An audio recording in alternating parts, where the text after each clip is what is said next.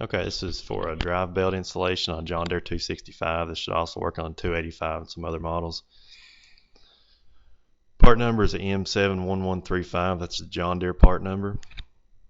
You're going to need an impact gun, a 3-point puller, 5/8 socket, 9/16 wrench, and some kind of penetrating oil.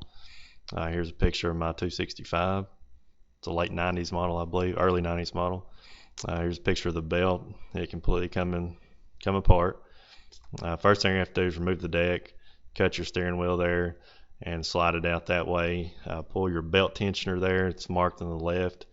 You can do it by hand real easy. You got 6 mounting points.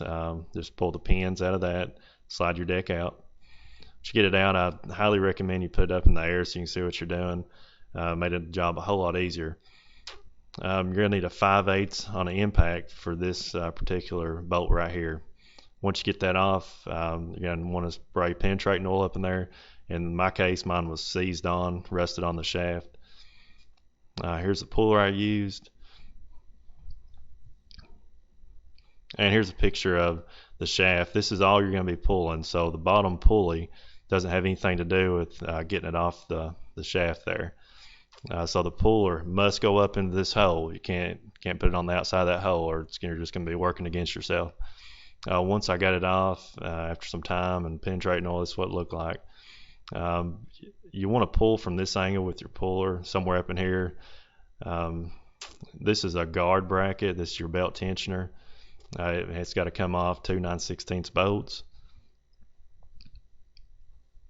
And here's, after you get that off, you can put your belt on. It goes on real easy once the PTO is off. That's the diagram on it. Here's another picture. Really simple. And you'll want to get your guard back on and put your belt tensioner spring back on, and that's where it mounts to. And once you get that on, you put your PTO back on. Put plenty of anti-seize on this shaft in case you've got to pull it again in the future, especially in my case where mine was seized. It'll save you some headache.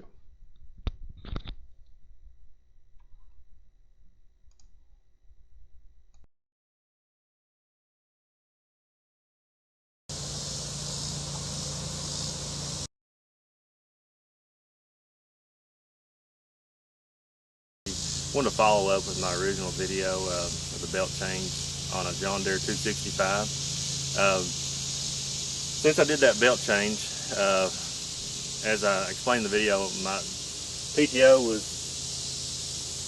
seized on the shaft. Had a hard time getting the clutch off.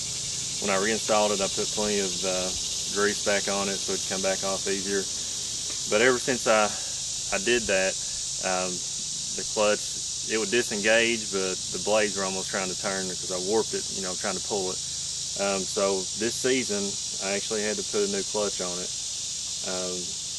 So everything's working better. I picked it off of eBay, got it. It was high, I don't remember exactly, but it was cheaper than going factory. It's aftermarket clutch.